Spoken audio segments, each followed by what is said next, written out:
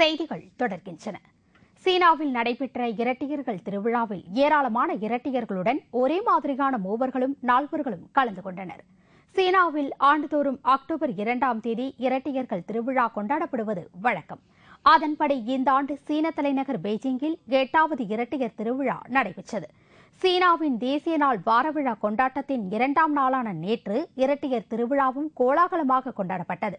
சுமார் 500க்கும் மேற்பட்ட இரட்டையர்கள் கலந்து கொண்ட இந்த விழாவில் ஒரே மாதிரியான மூவர்கள் மற்றும் நால்வர்கள் கலந்து கொண்டது அனைவரையும் அதிசயிக்க வைத்தது. அத்துடன் இரட்டையர்களுக்கான நடன போட்டிகளும் நடத்தப்பட்டன.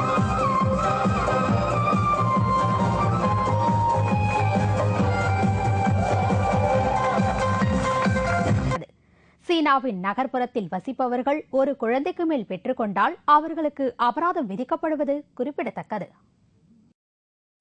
ஆஸ்திரேலிய கிரிக்கெட் வீரர் ஷேன் வார்னே ஹாலிவுட் நடிகை எலிசபெத் ஹார்லியின் திருமண நிச்சயதார்த்தம் நேற்று நடைபெற்றது.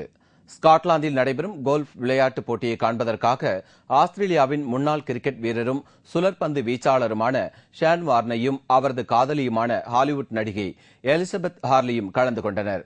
அதன் பின்னர் தனியார் ஹோட்டல் ஒன்றில் ஷேன் வார்னே, எலிசபெத் ஹார்லி ஆகியோரின் திருமண நிச்சயதார்த்தம் நடைபெற்றது.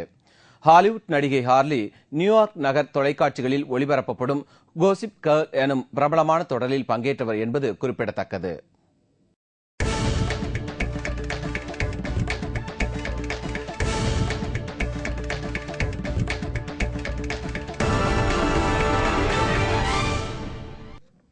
நேற்று நடைபெற்ற சாம்பியன்ஸ் லீக் 2020 போட்டியில் 12 ரன்கள் வித்தியாசத்தில் சென்னை அணி தோல்வியடைந்தது.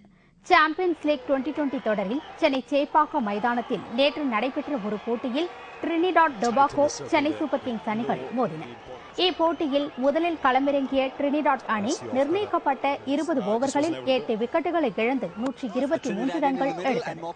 அதன் பின்னர் 124 ரன்கள் எடுத்தால் வெற்றி என்ற இலக்குடன் களமிறங்கிய சென்னை அணி 20 ஓவர்களில் 6 விக்கெட்டுகளை இழந்து 111 ரன்கள் மட்டுமே எடுத்து 12 ரன்கள் வித்தியாசத்தில் தோல்வியடைந்தது.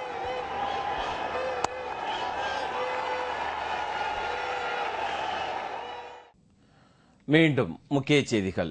லஞ்ச ஊழலற்ற முழுமையான சுதந்திர உள்ளாட்சியை பெற தேமுதிகவிற்கு மக்கள் இம்முறை வாய்ப்பளிக்க வேண்டும் என்று தேமுதிக நிறுவன தலைவர் கேப்டன் விஜயகாந்த் வலியுறுத்தியுள்ளார்.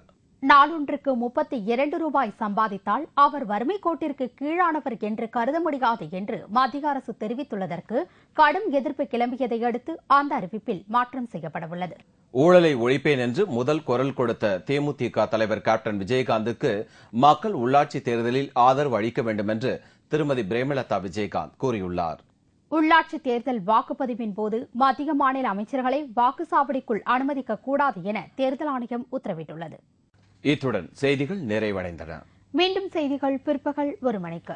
உங்கள் பிரச்சனைகளுக்கு உடனடி தீர்வு காண 30134600 என்ற கேப்டன் டிவியின் தொலைபேசி எண்ணை தொடர்பு கொள்ளுங்கள். வணக்கம். வணக்கம்.